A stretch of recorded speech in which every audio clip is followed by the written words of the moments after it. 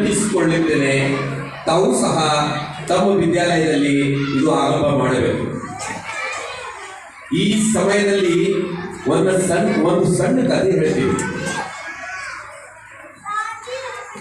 ಇಡೀ ಭಾರತ ದೇಶ ಒಂದು ಸಮಯದಲ್ಲಿ ಬ್ರಿಟಿಷರ ಆಳ್ವಿಕೆಯಲ್ಲಿ ಇತ್ತು. ಅದೇ ಬ್ರಿಟಿಷರು ಈಸ್ಟ್ ಇಂಡಿಯಾ ಕಂಪನಿಯನ್ನು ಬಂಗಾಳದಲ್ಲಿ ಮಾಡಿದರು. ಆದರೂ ಅದೇ ಬಂಗಾಳದಲ್ಲಿ ಒಂದು ಸಣ್ಣ ಹಳ್ಳಿ ಇತ್ತು, ಜಗದೀಶ್ಪುರ್.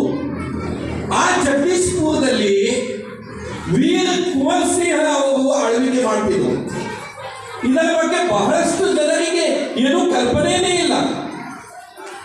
1877ರಲ್ಲಿ ಯಾವಾಗ ನಮ್ಮ ಭಾರತ ದೇಶದಲ್ಲಿ ಪ್ರಥಮ ಸ್ವತಂತ್ರತಾ ಸಂಗ್ರಾಮ ಆಗಿತ್ತು, ಆ ಸಮಯದಲ್ಲಿ ಮಹಾರಾಣಿ ಲಕ್ಷ್ಮೀಬಾಯಿ, ತಾತ್ಯಾ ಟೋಪೆ, ನಾನಾ ಸಾಹೇಬ್ ಅಂತ ವ್ಯಕ್ತಿ ಜೊತೆ ಹೋರಾಟ ಮಾಡಿದ ವ್ಯಕ್ತಿ ವೀರ ಕುಂವರ್ ಸಿಂಹ. ಈ ವೀರ ಕುಂವರ್ ಸಿಂಹ ಅವರು 82 ವಯಸ್ಸಿದವರು. ಇವರು ಆ ಸಮಯದಲ್ಲಿ ಡಾಲ್ಹೌಸಿ, ಲಾರ್ಡ್ ಸ್ಮಿತ್ ಇವರು ಎಲ್ಲರೂ ಕೂಡಿ ವೀರ ಕುಂವರ್ ಸಿಂಹ ಮೇಲೆ ಅಟ್ಯಾಕ್ ಮಾಡಿ ಅವರ ಮೇಲೆ ಗುಂಡು ಹಾರಿಸಿದರು. ಅದು ಗುಂಡು ಹೋಗಿ ಅವರ ಎಡಗೈಗೆ ಬಡ್ದಿತ್ತು. ಆ ಸಮಯದಲ್ಲಿ ಅವರು ತಮ್ಮ ಬಲಗೈನಿಂದ ಖಡ್ಗ ತಗೊಂಡು ತಮ್ಮ ಎಡಗೈಯನ್ನು ಕಟ್ ಮಾಡಿಬಿಟ್ರು.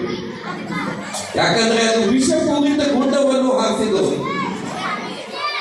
ಒಂದು ವೇಳೆಗೆ ಅದು ವಿಷ ಸೇರ್ತಿತ್ತಂದ್ರೆ ವೀರ ಕುಂವರ್ ಸಿಂಹ ಅವರು ಸತ್ತು ಹೋಗ್ತಿದ್ರು.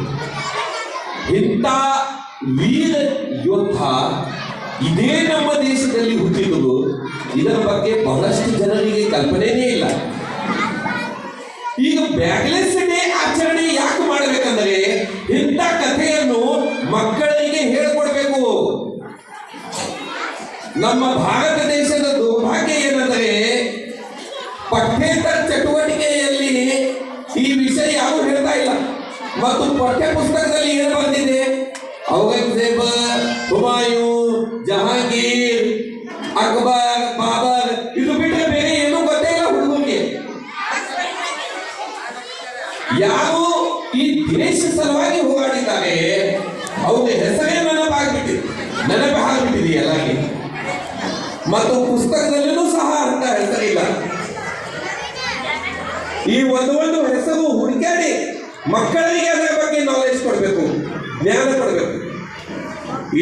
ಇದೇ ಕರ್ನಾಟಕದ ಪವಿತ್ರ ಭೂಮಿಯಲ್ಲಿ ಬೆಳವಡಿ ಮಲ್ಲಮ್ಮ, ಕಿತ್ತೂರು ಚೆನ್ನಮ್ಮ, ಒಣಗಿ ಒಬ್ಬವ್ವ ಇವರ ಕಥೆಯನ್ನು ಮಕ್ಕಳಿಗೆ ಗೊತ್ತಿರಬೇಕು. ದೇಶಭಕ್ತಿ ಭಾವನೆ ಮಕ್ಕಳಲ್ಲಿ ಬೆಳಿಬೇಕು. ಇದರ ಜೊತೆಗೆ ತಮ್ಮ ಧರ್ಮದ ಮೇಲೆ ಅವರಿಗೆ ಅಭಿಮಾನ ಇರಬೇಕು ಮತ್ತು ಬೇರೆಯವರ ಧರ್ಮದ ಬಗ್ಗೆ ಸನ್ಮಾನ ಇಟ್ಕೋಬೇಕು. आज मैं यहाँ देख रहा था बहुत सारे बच्चे हिंदी में बात कर रहे हैं. इसका मतलब आप बहुत अच्छी तरह से हिंदी जानते हो.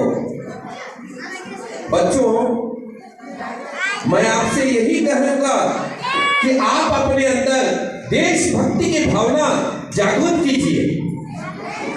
जब आप में देशभक्ति की भावना जागृत होगी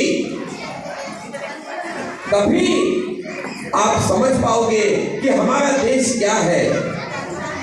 बच्चों, पिछले दिनों प्रयागराज में 64 करोड़ लोगों ने जो पवित्र स्नान किया, ये यही बताता है कि लोग अपने धर्म में